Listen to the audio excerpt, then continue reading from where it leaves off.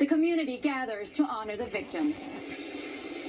Throughout the day, residents light flowers and lit candles at a growing memorial, reflecting the city's deep sorrow. In Magdeburg, the aftermath is stark. Shoes, torn clothing among the debris scattered across the market. Today, Chancellor Olaf Scholz visited the site, condemning the attack as senseless and cruel. He vowed to strengthen security at public events and address vulnerabilities like the one exploited here. The attack began shortly after 7 p.m. when the suspect drove a black BMW into the crowded market. Police confirmed he bypassed barriers through a gap intended for deliveries. The vehicle plowed nearly 400 yards through the market before being stopped. A brave vendor reportedly threw an object at the windshield, slowing the car and preventing further harm. Police quickly arrested the suspect without resistance, eventually charging him with murder and attempted murder. The whole attack lasted just 3 minutes, coinciding with the 8th anniversary of Berlin's Christmas market attack in 2016, which left 12 people dead. In order to avoid the suspect has been named as 50-year-old Talib al-Abdomozen, a Saudi-born psychiatrist who has lived in Germany since 2006. He was known for his anti-Islamist activism and recently appeared in an online interview criticizing extremism. Investigators are still looking for motives, as the country has to come to terms with yet another horrific attack during the holidays. Tonight, David, security at all Christmas markets across the country has been tightened, which is such an integral part of the Christmas season here. Anna, thank you. Well, tonight we have dramatic video of Ukrainian drone attacks on a residential tower in Russia. 3 waves of drones struck the building in the city of Kazan, deep into Russia. Authorities, though, in that city have reported no casualties.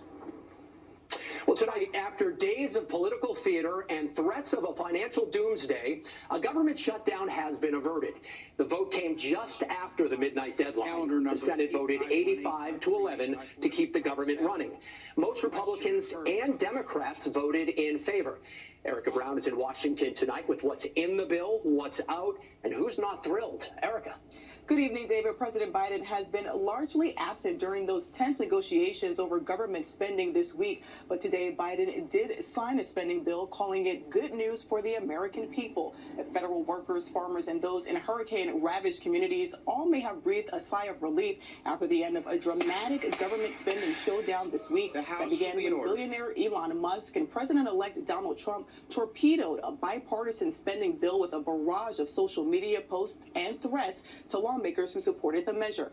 In a blow to Trump, 38 Republicans voted with Democrats against a version of the bill that would have suspended the debt ceiling, a move that would have given Trump more borrowing leeway for his agenda.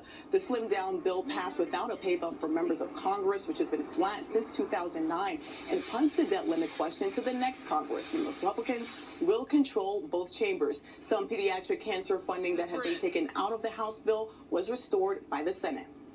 Now, Erica, the Republicans will control the House and the Senate, but is this a sign that Trump's going to face some obstacles in getting things done, even when it comes perhaps to allies like Elon Musk? Yes, and a discord among Republicans this week could spell trouble for Donald Trump in his second term, signaling new resistance he might face from some members of his own party who were undeterred by his demands or threats during negotiations. This also raises questions about Elon Musk's role and the apparent influence he yields to sway Congress. And with a razor-thin majority for Republicans in the new Congress, it looks like some of Trump's more complicated legislative agendas may have an uphill battle ahead. David? Erica Brown in Washington, thank you. Well, tonight, the great holiday getaway is on, and it may be a record breaker.